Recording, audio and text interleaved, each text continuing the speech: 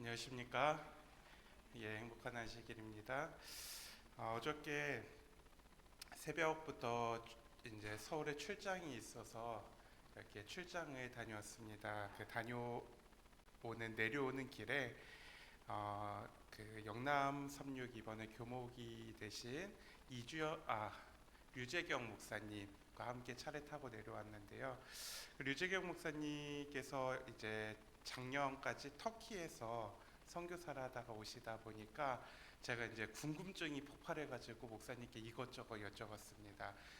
거기에서 바울의 선교 여행도 따라다니셨냐, 그리고 제가 가보고 싶었던 가파도키아는 가보셨냐, 뭐 이런 이스라엘은 가보셨냐, 이집트는 가보셨냐, 뭐 이런 이제 질문들을 많이 했는데, 근데 이제 그 질문들에 대한 대답을 많이 해주셨어요. 그래서 바울의 선교 여행도 이렇게 두 차례 거쳐서 따라 다녀오셨다 이런 말씀을 해주시는데, 그 이야기가 얼마나 생생하게 제 귀에 들리면서 제가 참 많이 아쉬움이 느껴졌던 게, 나도 빨리 이렇게 좀 그 성지순례를 가가지고 그 지점 장소들에 대해서 내 눈으로 보고 우리 성도님들한테 전달해 드릴 수 있으면 얼마나 좋을까, 이런 이제 아쉬움이 남았던 시간이었던 것 같습니다.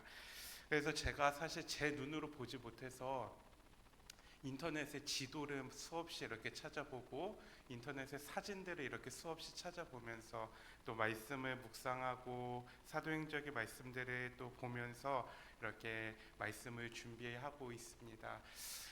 그래서 우리가 참 이렇게 바램이 있잖아요. 어떤 바램이 있냐면, 내가 지식으로 듣고 말씀을 이렇게 설교를 통해서 듣고 눈으로 이렇게 읽으면서 받았던 어떤 그 모든 정보들, 지식들을 내 눈으로 보면 얼마나 좋을까라고 하는 생각을 하게 되는데, 조금 다른 얘기지만 저는 거기서 하나 더 나아가서 이런 생각이 들더라고요.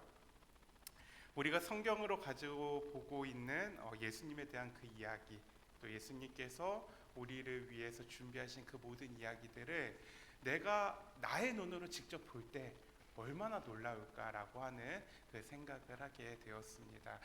이번 한 주 또 살아가시면서 우리 하나님의 은혜에 참으로 감사한 시간이었을 텐데요. 오늘 우리가 말씀을 나누는 이 시간을 통하여서 다시 한번 하나님께 감사하며 하나님의 뜻을 깨닫는 귀한 시간이 되기를 간절히 바라겠습니다. 오늘은 저희 지난 시간에 이어서 3차 전도여행 전반부에 대한 이야기를 하도록 하겠습니다.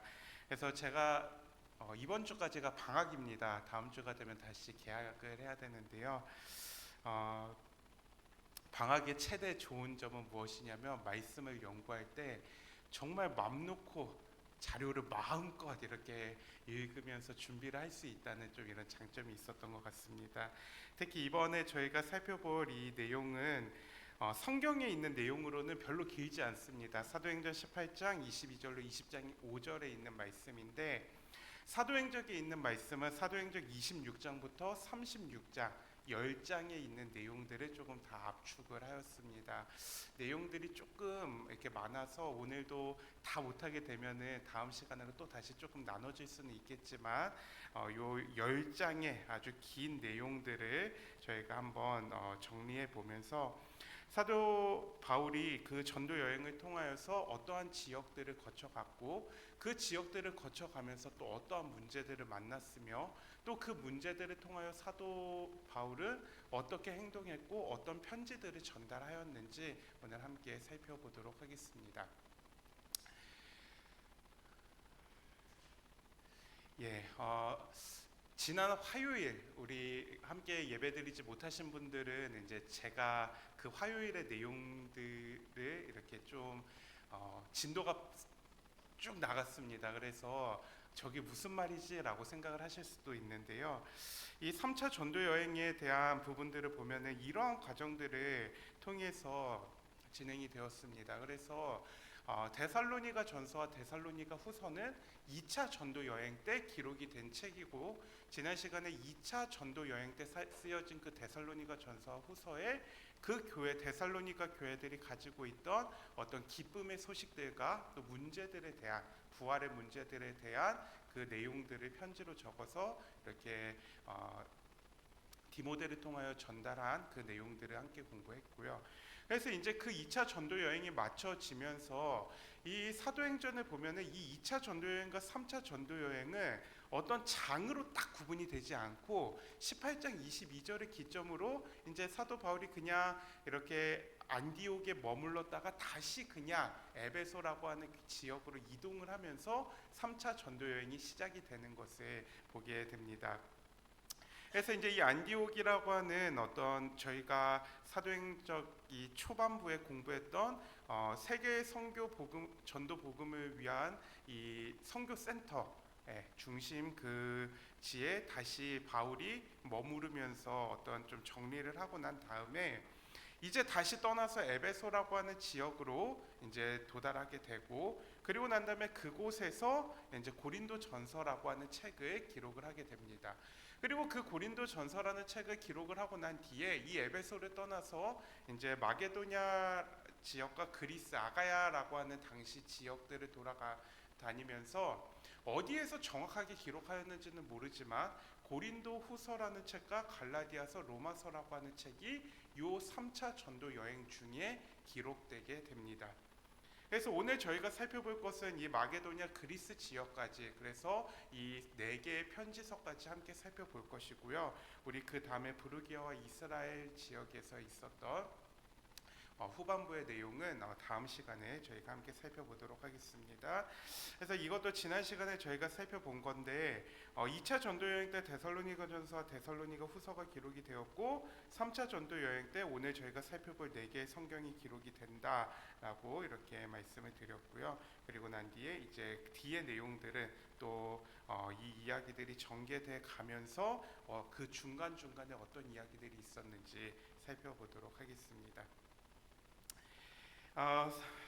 사도행전을 보면은 가이사랴에서 상륙하여 올라가 교회의 안부를 물은 후에 안디옥으로 내려가서 그곳에서 바울이 정비하고 그리고 떠나서 에베소에 이르게 되었다라고 기록을 합니다. 이 에베소에 관련된 내용들은 사도행전 18장 23절로 19장 20절에 기록이 되었는데요.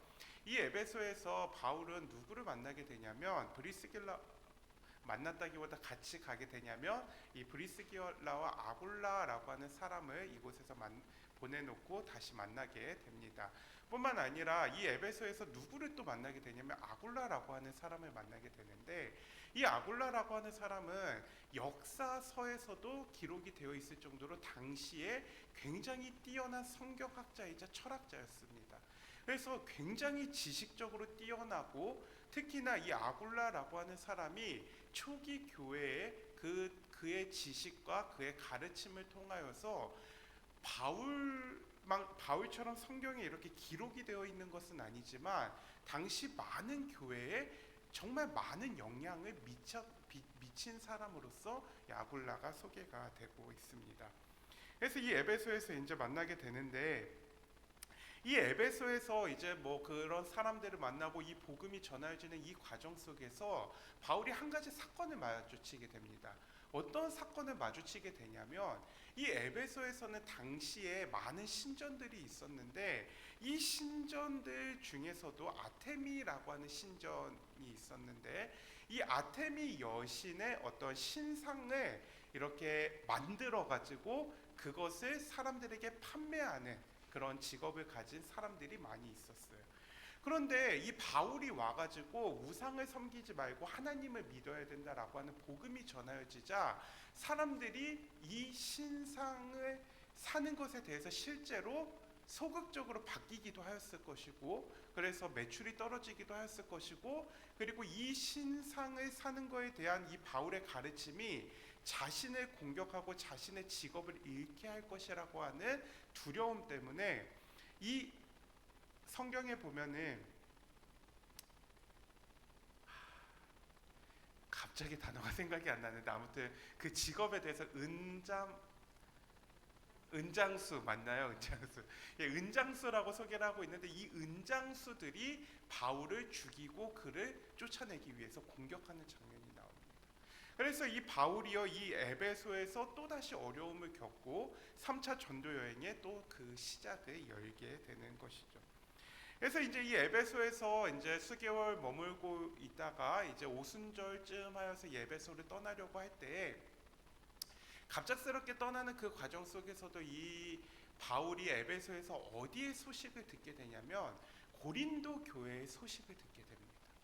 그리고 그 고린도 교회의 소식을 들으면서 그 고린도 교회에 수많은 문제들이 있다는 것을 깨닫게 되고 그 수많은 문제들이 발생한 것에 대해서 바울은 다시 한번 편지를 적어서 고린도에 보내야겠다라고 하는 결심을 하고 이 에베소에서 고린도에 보내는 편지를 작성하는데 그것이 바로 고린도 전서라고 하는 책이 되는 것이죠.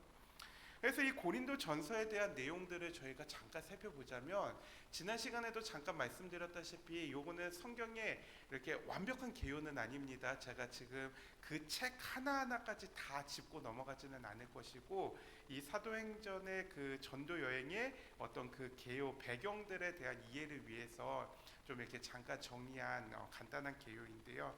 고린도 전서에 보면은 이러한 내용들이 기록이 되어 있습니다. 초점은 고린도 교회에 나타난 문제에 대한 권면이에요. 그래서 고린도 교회에 정말 수많은 문제들이 있었습니다. 뭐 제가 그냥 성경을 보면서 그냥 이렇게 대략적으로 정리한 거를 좀 이렇게 읽어드리면 고린도 교회는 먼저 당파 조직이 있었습니다. 그래서 아까 전에 말씀드렸던 아볼로라고 하는 이 사람, 고린도 사람들이 이 아볼로가 너무 똑똑하니까 아볼로를 중심으로 이렇게 당을 하나 만드는 것입니다. 또 바울을 중심으로 당을 하나 만들어요. 또 이 고린도 교회에 이제 사도들도 여행을 하면서 베드로도 이제 한번 들르게 되었는데 그 베드로를 만났던 또 어떤 사람들이 또 베드로에게 감명을 받고 베드로를 중심으로 당을 하나 만드는 거죠. 그래가지고 이제 이 많은 당들이 서로 막 싸우면서 바울의 말은 틀렸다, 아볼로의 말은 틀렸다, 우리의 말이 맞다 이렇게 이제 싸우게 되는 것이죠. 그리고 이제 신자가 되었다가 다시 예전의 악습으로 돌아가는 이 사람들에 대한 문제를 거론하면서 이제 이런 문제들이 나타나기 시작합니다. 교회에서 일어나는 어떤 싸움과 다툼을 어디로 가지고 가냐면 재판정에 가지고 가는 거, 그렇죠? 이 사실 이 문제들을 제가 쭉 이렇게 서술하는 걸 듣다 보시면 마지막 시대를 살아가는 우리 교회에서도 일어나고 있는 문제가 아닌가라는 생각이 드실 수 있습니다. 또 이제 성만찬을 하는 데 있어서 이 성만찬에 저도 어렸을 때 성만찬 하면은 제가 이제 6학년 때 침례를 받고 처음으로 이 성만찬에 참여할 수 있는 특권을 받고 침례 그 6학년이 된 그 후반기 성만찬에 참석을 해서 얼마나 이렇게 떨리고 기분이 좋고 막 그러는지 몰랐습니다. 왜냐하면 저는 어른들만 이렇게 드시는 그 떡하고 포도주가 굉장히 맛있을 줄 알고 왜 저 맛있는 걸 어른들만 드실까 막 이런 이제 마음으로 이제 했는데 딱 집어 넣었는데 생각보다 맛은 없고 포도주는 너무 조금이어가지고 이렇게 실망했던 저의 어렸을 때의 부족함을 또 이렇게 고백하게 되는데요. 근데 이제 이 고린도 교회에서는요 워낙에 이제 신들 이 예배 그 우상들이 많다 보니까 이 성만찬을 하는 데 있어서도요 잔치를 여는 것입니다. 음식이 들어가고 이렇게 하니까 잔치를 여는데 여기에서 정말 기쁜 마음으로 그냥 하나님께서 우리에게 주신 그 구원의 어떤 기별들에 감사하면서 이렇게 교제를 나누는 어떤 잔치면 괜찮겠는데 말 그대로 잔치인 것입니다. 흥청망청 마시고 그것을 이렇게 즐기는. 그래서 이제 이 성만찬이 잔치가 되는 이 문제에 대해서도 이제 바울에게 전해지게 되고요. 그리고 고린도 교회가 이제 지난번 고린도라고 하는 지역을 저희가 공부하면서 어떤 도시라고 설명을 드렸냐면 항구 도시였고 항구 도시였기 때문에 이제 미래를 계획하고 사는 사람들이 아니라 그날 그날을 이렇게 하는 사람이다 보니까 거기에서 신전이 하나가 있는데 거기에 그 사제들이 이제 다 창기들이었다 이렇게 1000명의 창기들이 있는 그 고린도 교회였다라고 말씀을 드렸죠. 그래가지고 어떤 성경학자는 이렇게 이제 이야기를 합니다. 복음이 고린도에서 개선할 수 있었다면 그 복음은 어떠한 여건 하에서도 승리할 수 있다.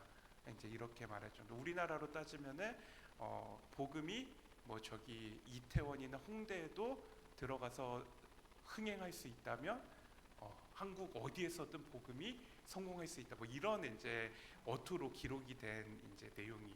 그만큼 고린도가 그렇게 악했는데 그러한 성적 문화들이 어디에서도 나타났냐면 그리스도인들에게서도 그대로 나타났어요. 그래서 성경에 기록되어 있는 그냥 대표적인 것만 보더라도 근친, 그리고 뭐 이런 계속해서 그 여신의 어떤 그 창기들을 찾아가는 이러한 문제들이 고린도 교회에서 계속해서 일어나고 있었다. 그리고 그로 인해서 결혼 생활이 또 문제가 되는 그런 모습들도 이제 바울의 편지를 통하여 고린도 교회가 가지고 있던 문제를 알게 되는 것이죠. 그리고 난 다음에 이제 나타나는 게 이제부터는 어떤 문제가 조금 더 대두되냐면 그 바울이 쓴 내용들, 그리고 오늘 특히 저희가 살펴볼 이 편지들에서 또 주요된 하나의 관점 중에 하나인데, 당시 교회를 구성하고 있는 세력들은 유대인 그리스도인들과 헬라인 그리스도인들이 있었습니다. 그런데 유대인 그리스도인들은 어떤 생각을 가지고 살아가는 사람이었냐면, 하나님께서 우리에게 율법을 주셨다. 그 율법을 우리가 따르면서 예수님을 해야 된다. 그래서 이제 대표적인 것이 할례, 그리고 뭐 어떤 이런 의식에 대한 부분이죠. 그리고 헬라인 그리스도인들, 이방인 그리스도인들은 그게 뭐 그렇게 중요하냐? 중요하지 않다. 그래가지고 이제 사실 이거는 1차 전도 여행이 끝나지고 예루살렘 총회에서 이미 결정이 됐었어요. 더 이상 그것들이 중요하지 않다라고 결정이 됐음에도 불구하고 유대인 그리스도인들은 계속해서 주장하는 것입니다. 그 주장 중에 또 하나가 무엇이냐면, 우상에게 바쳐졌던 제물, 음식을 먹어도 되느냐 안 되느냐. 저희 외가댁이 옛날에 그 불교 집안이었습니다. 그래서 저희 어머니만 이제 신앙을 받아들이시고 이모하고 이제 신앙을 받아들이시고, 그래서 어렸을 때 이제 추석 때 외갓집에 가면은 먼저 저희는 이제 멀뚱멀뚱 그 제사상 앞에서 이렇게 멀뚱멀뚱 서 있고, 가족들은 다 이제 절을 합니다. 그리고 난 다음에 그 음식들 있잖아요. 그 음식들로 저녁상을 차려 주셔요. 그러면은 그 어렸을 때 이제 막 배가 고프잖아요. 그러니까 이제 그것들을 저는 막 먹으려고 젓가락을 들고 달려들라 그러면은 집에서 이제 이미 저희 아버지 어머니는 정신 교육을 시켜 놓으셨죠. 가가지고 그거 먹지 마 이렇게 정신 교육을 시켜 놓으시면은, 가다가 이제 부모님과 눈이 딱 마주치는 순간 손이 멈추는 것입니다. 이거 먹어도 되나? 먹으면 안 되나? 이렇게 눈치를 보다가 항상 이제 외할머니들이 이기시죠. 그래가지고 외할머니를 이렇게 방패 삼아 막 그거를 먹고 이렇게 했는데, 이게 이제 어떻게 보면 그것과 비슷한 문제였던 것이죠. 그래서 이제 뭐 그거에 대한 해결책으로 뭐 바울은 그 중에 그 일로 인해서 시험 받을 사람이 있으면 먹지 마라. 근데 그거 먹는 것 자체는 문제가 없다. 이제 이런 부분들에 대한 가르침이 또 편지에 기록이 되게 되고, 그리고 이제 공중 예배를 어떻게 드려야 되는가. 그래서 저도 이제 그런 경험을 하게 되었는데, 옛날 그 교회에서 어떤 한 분이 굉장히 좀 흥이 많으신 분이었어요. 예배를 같이 드리는데, 근데 제가 이렇게 설교를 하는 중에 한 분이 제 설교를 듣다가 갑자기 이 노래를 막 부르시는데, 뭐 대중가요를 부르시는 게 아니라 제가 하고 있는 그 주제에 찬미가가 갑자기 떠오르셔가지고 설교를 하고 있는데 갑자기 찬미를 부르셨습니다. 그래서 당황스러웠습니다. 그래서 좀 당황스러웠는데, 그래도 뭔가 이게 또 하나의 은혜가 되는 것 같아서 저는 그냥 우리 그러면 다 같이 한번 이 찬미 부르고 설교를 할까요? 이랬는데, 이게 한번 허용이 되니까 다음 이제 설교 때도 몇 번 또 그러셨어요. 그래서 제가 그거에 대해서 고민은 갖고 있었지만 그냥 그렇게 이제 예배를 드리는 중에 어떤 한 분이 저에게 찾아오시는 것입니다. 찾아와서 뭐라고 말씀하시냐면, 그분이 설교 듣다가 그렇게 찬미 부르는 게 자기에게는 너무 예배를 방해하는 요소 중에 하나라는 것입니다. 그래서 그거를 조금 이렇게 못하시도록 말씀을 드려달라고 이렇게 이제, 그래서 제가 이제 들어가서 열심히 기도를 했습니다. 그리고 난 다음에 어떻게 해야 될지 막 이렇게 망설이는 중에 제가 이렇게 우유부단하게 잘 못하니까 그분이 이렇게, 제가 아무 말씀도 안 드렸는데 한 달 있다가 기도하는 중에 이사를 가셔가지고 자연스럽게 그 문제가 해결이 됐는데, 근데 고린도 교회에서는 뭐 그런 문제보다 좀 더 심각하게 어떤 문제들이 있었냐면, 앞에서 설교자가 이제 하나님의 말씀을 이제 읽고 선포하고 있을 때, 그리고 그 가르침들에 대해서 얘기를 하고 있을 때, 어떤 사람이 그 얘기를 듣다가 끝까지 듣지 않고 자기의 생각이 이렇게 딱 떠오르면은 그냥 일어나가지고 그 말을 끊고서 자기의 얘기를 하는 거예요. 그러니까 또 그러다가 또 어떤 사람이 또 일어나가지고 막 얘기하고 이러다 보니까 하나님께 드리는 예배가 진짜 무슨 시장통에 이렇게 막 싸우고 막 소리 지르고 이런 환경으로 바뀌게 되는 것입니다. 그래서 이제 사도 바울은 그 공중 예배를 드림에 있어서 그 예배에도 질서가 필요하다는 것이 이제 그 편지서에 기록이 되어 있게 되고요. 그리고 이제 뭐 그 외에도 뭐 부활에 관련된 내용들, 영적 은사에 대한 내용들, 이런 고린도 교회에 나타난 문제들을 이제 사도 바울이 듣게 되는 것이죠.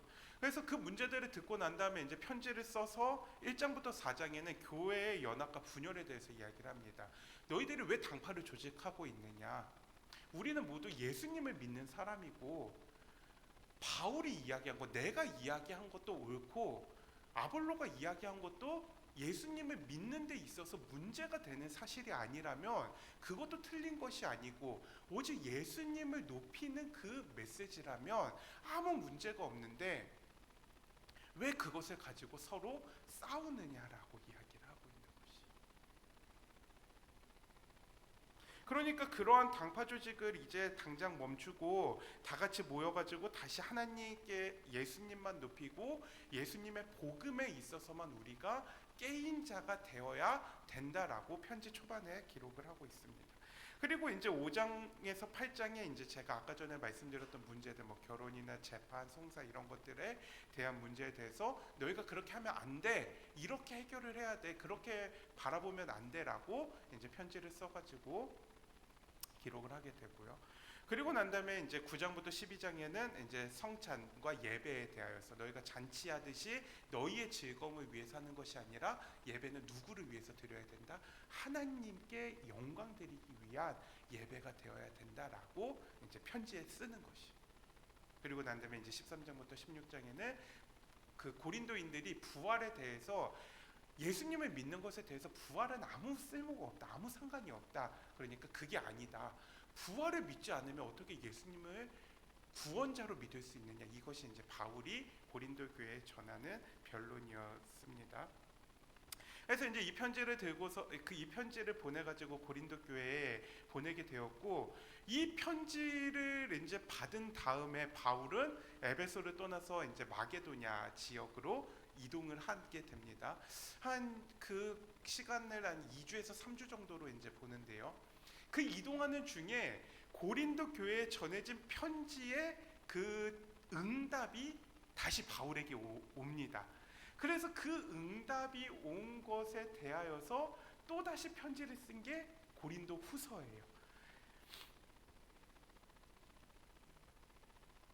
그래서 고린도 후서에서는요, 어떤 문제를 다루고 있냐면, 이제 1장부터 9장까지에는 이제 그 고린도 교회의 어떤 그들의 믿음, 신앙을 가지고 있는 그 모습들에 대해서 너희가 조금 더 개선되어야 하는 것에 대해서 이야기를 하고 있어요. 요거 제가 좀 이따 정리하고요.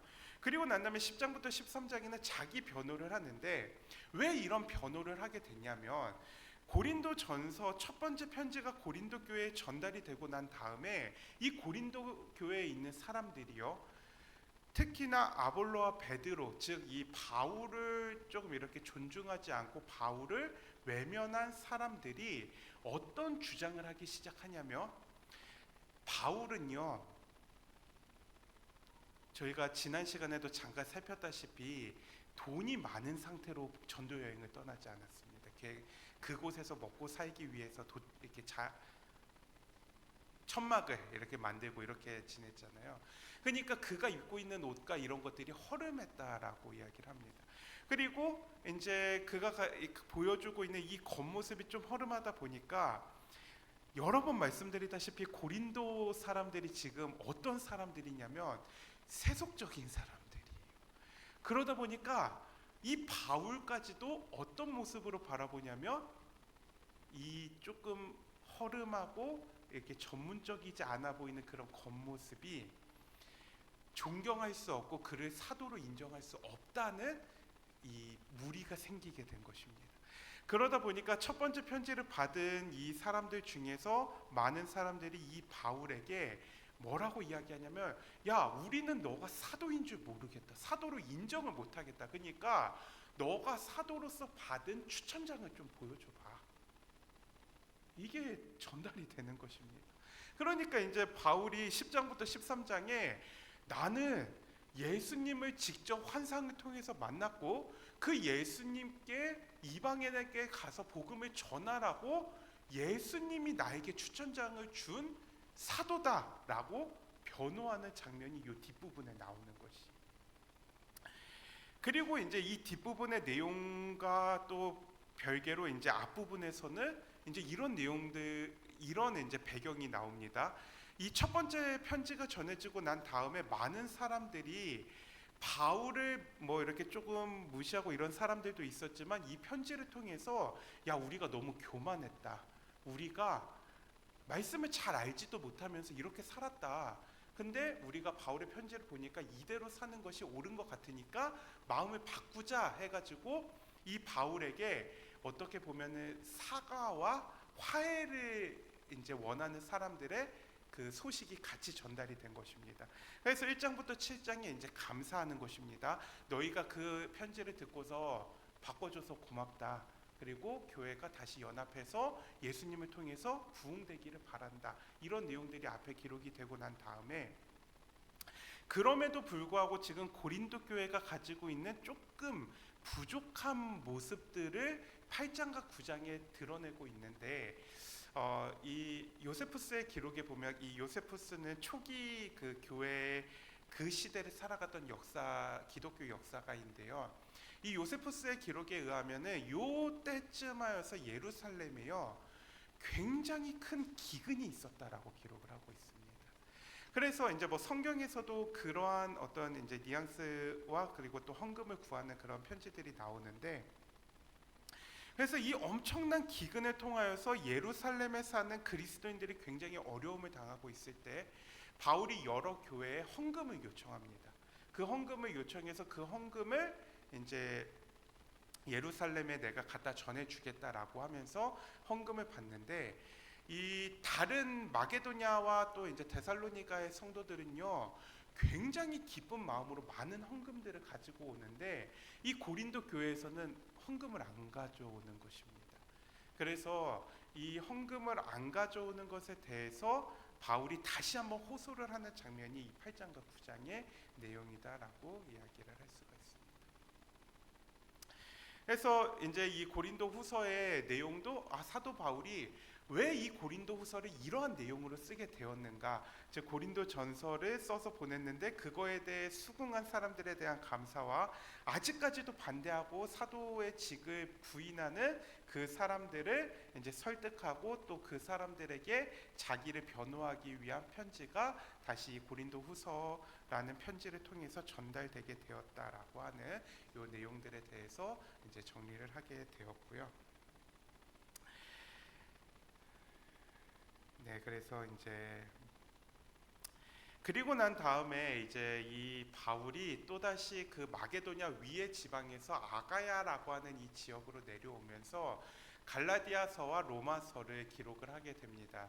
그런데 우리 성도님들께서 잘 아시다시피 이 갈라디아서와 로마서는요 굉장히 비슷한 내용을 가지고 있습니다. 그래서 아마 비슷한 시기에 쓰여졌을 것이다 라고 이야기를 하는데, 이 갈라디아서를 그래서 소로마서라고도 이렇게 부르죠. 그래서 이 갈라디아서와 로마서가 가지고 있는 핵심 주제는 무엇이냐면 믿음으로 말미암는 의, 이신칭의라고 이야기를 하는데, 율법을 지키는 것이 중요한 것이 아니라 그것을 부정하지는 않지만 율법보다 더 중요한 것은 무엇이냐면 하나님께서 옷 입혀 주시는 그 칭의, 의롭게 되어진다라고 말씀하신 그것을 믿고 예수님을 따르는 것이 더 중요하다라고 하는 내용이 이 갈라디아서 로마서에 기록이 됩니다. 근데 이제 먼저 갈라디아서에 있는 내용들을 이렇게 좀 먼저 살펴보자면 배경에 대해서 제가 좀 중심적으로 말씀을 드리는데, 이 갈라디아 교회에 바울이 이제 지나고 그곳에서 복음을 전하다가 그 이후에 누가 그 갈라디아를 또 방문을 하게 되냐면 베드로가 그 교회를 방문을 하게 됩니다. 근데 이 베드로가 방문을 하였을 때 이 바울을 통하여서 갈라디아 교회에 이제 그 예루살렘 총회의 소식이 전해지면서 율법 그거 그러니까 뭐 할례 아니면 의식 이런 거 이방인한테 강요하지 마라. 그거 예수님 믿는데 아무 문제 없다 이렇게 전하여지니까 누가 불만이 생기기 시작했냐면 유대인 그리스도인들이 불만을 가지고 있었어요. 그러다가 베드로가 이곳을 방문하게 된 것입니다. 그러니까 사람의 마음이 어때요? 이 베드로는 그렇죠, 유대인이고 네, 또 자기 소식 이야기를 좀 들어줄 것 같고 이러니까 이 유대인 그리스도인들이 베드로를 앉혀놓고서 막 불만을 막 토로하는 것입니다. 막 그래가지고 결국에 이 베드로가요 이 유대인 그리스도인들의 그 불만과 그 어떤 이렇게 막 쏘아붙이는 그거에 불복하고 그래 그거 중요하다 이렇게 이제 폭탄을 던지고 가버린 것입니다. 그때부터 이 갈라디아 교회에서 싸움이 이렇게 나기 시작하는 거예요. 분란이 일어나는 것입니다. 그래서 교회가 연합하지 못하고 깨어지고 막 이런. 그러니까 이제 유대인들이 그 베드로가 그렇게 말하고 나니까 유대인 그리스도인들은 봐봐 저 바울 사도로 이렇게 제대로 그것도 알지도 못하면서 이렇게 했어. 그러니까 이제 이 갈라디아서 1장부터 2장에 무슨 내용이 나오냐면 바울이 또 변호하는 것입니다. 나 사도 맞아. 내가 예루살렘 가가지고 베드로하고 야고보 만난 거는 그냥 가가지고 의논을 한 것인데 내가 진짜 사도로 부름을 받은 거는 그 사람들 만나서 내가 사도로 부름 받은 게 아니라 예수님이 나 사도로 직접 세우셨어. 그거를 또 다시 얘기하는 것입니다. 그리고 난 다음에 이제 율법과 자유, 즉 이신칭의 믿음으로 말미암는 의에 대해서 그 뒷부분에 이야기를 하죠. 그래서 율법을 행하는 것이 믿음을 증명하는 것이 아니라 사랑이 율법의 완성이다라고 하는 이 내용을 전달하게 되는 것입니다. 뭐 이 부분에 대해서 하면은 제가 옛날에 갈라디아서로 시리즈를 만들었는데 6개의 시리즈가 나올 정도로 너무 다루어야 되는 내용들이 많기 때문에 이 배경적인 부분에 대해서만 잠시 설명을 하고 넘어가도록 하겠습니다. 그래서 이제 이런 설명들을 통해서 그러니까 싸우지 마. 우리 예루살렘 총회에서 그거 다 결정됐잖아. 그거 예수님 믿는데 아무 문제 없잖아. 사랑으로 좀 같이 감싸주면 되잖아. 라고 하는 이제 메시지가 이 갈라디아 교회에 전달이 되면서요. 그러면서 이 바울에게 또 어떤 소식이 전달이 되게 되냐면 로마 교회의 소식이 전달이 되게 되는 거예요. 근데 이 로마 교회에서 전해진 소식이 참 비슷한 소식이 전해지게 되는데 어떤 소식이 전해지게 되냐면 이 로마에도요 원래 바울이 그 로마를 방문하지 않았지만 이미 로마에는 교회가 세워져 있었습니다. 그런데 이 로마라고 하는 특수한 이 도시의 특성 때문에 이 로마의 글라디우스라고 하는 황제가요 이 로마에서 유대인들을 다 추방한 적이 있습니다.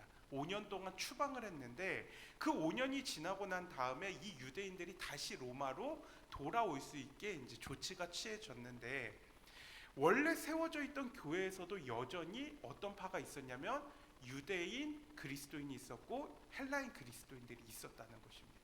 근데 그때는 이제 뭐 이렇게 야 네가 왜니 막 이렇게 하면서 뭐 이렇게 조금 뭐 분란까지는 아니지만 어떤 그런 불편함이 있었는데 이 유대인들이 5년 동안 추방이 돼 있는 동안 이 교회의 분위기가 완전히 어디로 넘어가게 되냐면 이방인들 헬라인 그리스도인들에게 넘어가게 된 것이에요. 그러니까 5년 뒤에 이 유대인들이 로마에 들어오니까 교회의 막 분위기가 막 할례도 안 받았는데 막 교회 직분을 주고 막 이렇게 되니까 유대인들이 이제 그거에 대한 어떤 불만이 쌓이게 되고 그곳에서 똑같은 문제가 생기게 되는 것이죠. 그래서 그 로마의 소식을 듣고 난 다음에 이 바울이 이제 편지한 것이 내가 조만간 로마에도 방문을 하고 그 로마를 거쳐서 저기 스페인까지 가기를 나는 원한다. 근데 그곳에 방문하기 전에 내가 지금 너희들이 가지고 있는 그 문제에 대해서 편지를 써서 보내는데 갈라디아서에 기록된 내용들을 조금 더 깊게 그리고 조금 더 다양하게 이렇게 풀어서 그 의식에 대한 것이 중요한 것이 아니라 예수님을 믿는 것에 있어서는 예수님을 믿고 예수님께서 우리에게 내가 너희를 의롭게 칭하였다라고 하는 그 말씀이 중요한 것이고 그 믿음이 중요한 것이다 라고 하는 교훈을 통하여서 이 로마의 편지를 붙이게 된다라고 이야기를 합니다. 그래서 이제 이렇게 정리가 됩니다. 로마서는 1장부터 11장에는 믿음으로 말미암는 의와 또 성화, 이스라엘이 그것을 거절했다는 것, 그리고 12장부터 16절에는 믿음으로 말미암는 의가 어떤 것인지 실제적인 적용들에 대해서 이야기를 하면서 이 편지를 이제 로마 교회에 보내게 되는 그 내용들을 이렇게 보게 되는 것이죠. 그래서 사도 바울의 이제 이 3차 전도 여행의 어떤 이 흐름은요. 사실 저희가 2차 전도 여행 때는 도시들이 좀 중심이었잖아요. 근데 3차 전도 여행은 도시들을 중심으로 볼 필요가 없는 게 거의 경로가 같습니다. 그렇기 때문에 그 경로들을 다시 돌아가면서 어떻게 보면 그 교회들이 세워지고 그 교회들이 성장하는 과정 속에서 일어나는 문제들에 대한 소식을 듣고 그 문제들을 편지를 통하여서 전달하고 혹은 또 그 교회들을 방문하면서 그 교회 방문을 통하여서 교회를 다시 세우고 이러한 과정들이 이제 3차 전도 여행에 많이 있었다라고 하는 사실을 저희가 발견하게 됩니다. 그래서 제가 이제 짧은 시간에 이 많은 분량의 내용들을 이렇게 압축시키다 보니까 설명도 부족한 부분도 있을 것이고 또 이제 이렇게 되는데요. 꼭 한번 이렇게 돌아가셔서 오늘 안식일 시간 아니면 이제 다음 주 한 주의 시간을 보내시면서요. 오늘 저와 함께 나누었던 이 주제들에 대한 부분들 사도행전 26장부터 36장의 내용들을요 한번 쭉 읽어보시면요 정말 바울이 이 3차 전도 여행을 통하여서요 얼마나 그 마음이 고통받고 이렇게 눈물로써 그 여행을 했는지를 경험하게 될 것입니다.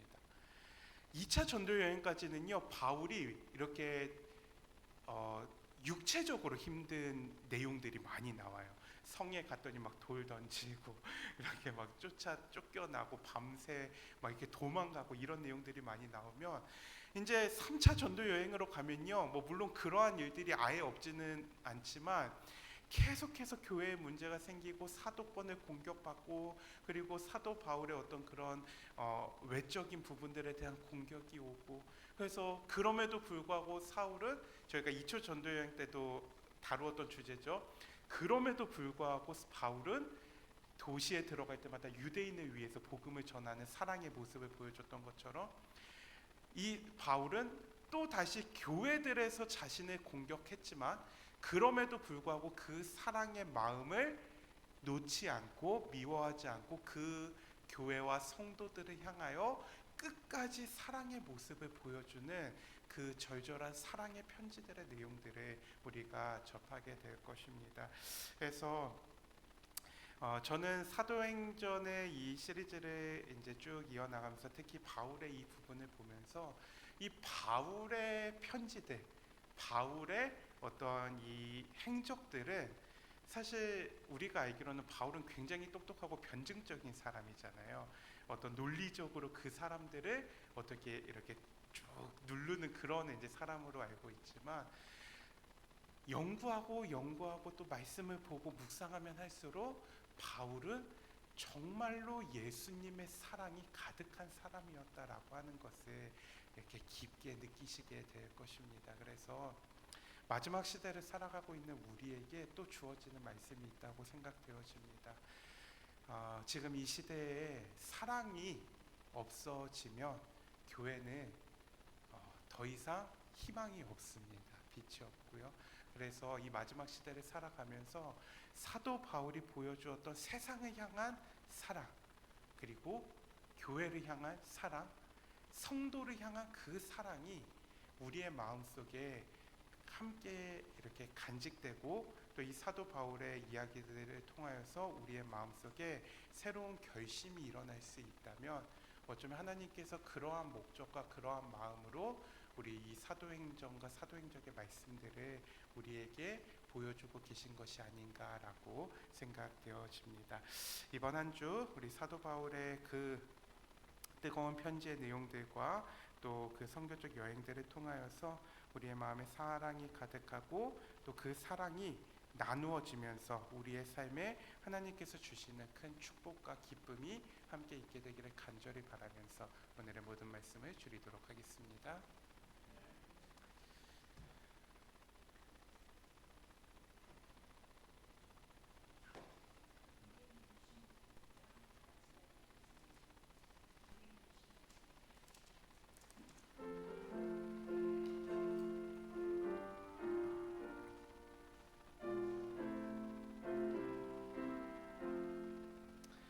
온 세상 위하여 주 오시었으니 만 백성 모두 나와서 주 말씀 들어라. 죄 가운데 빠져 죽어야 하는가. 구원의 음성 못 듣고 죽어야 하는가. 전하고 기도해 매일 증인 되리라.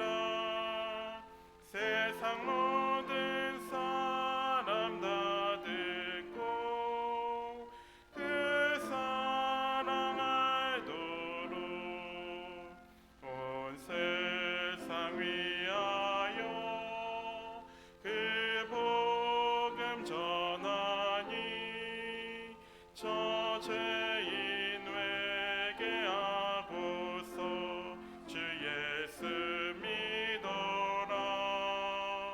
죄인을 위하여 주 돌아가신 것 나 증거하지 않으며 그 사랑 모르리. 전하고 기도해 매일 증인 되리라. 세상 모든 사람 다 듣고 그 사랑 알도록 세상 위하여 주의 임하니 주 예수 이름 힘입어 이 복음 전하라. 나 먼 곳에 가서 전하지 못하나 나 있는 바로 그곳에 이 복음 전하리. 전하고 기도해 매일 증인 되리라. 세상 모든 사람 다 듣고 그 사랑 알도록. 사랑이 많으신 하나님 아버지, 오늘의 말씀을 통하여 사도 바울이 보여준 그 사랑의 마음을 듣게 되었습니다. 또한 그 마음보다 더 우리 인류를 사랑하시는 예수님의 사랑에 대하여 오늘 다시 한번 생각하고 또 결심하게 됩니다. 사랑이 많으신 하나님 아버지, 오늘 우리의 마음속에 사랑이 가득할 수 있도록 축복하여 주시옵소서. 나를 사랑하고 내 이웃을 사랑하고 내 가족을 사랑하며 내가 보여줄 수 있는 최고의 사랑의 모습들을 통하여 우리가 예수님의 사랑을 다른 사람들에게 나누어 줄 수 있는 귀한 사랑의 기별자가 될 수 있도록 축복하여 주시옵소서. 이 안식에 하나님과 더욱더 깊이 만날 수 있도록 하여 주시옵고, 또 그 만남을 통하여 우리의 마음속에 상처받고 또 해결되지 않는 문제들이 예수님 안에서 다 해결되고 위로받을 수 있는 귀한 축복의 안식일이 될 수 있도록 인도하여 주시옵소서. 사랑이 많으신 예수님 이름으로 간절히 기도합니다. 아멘.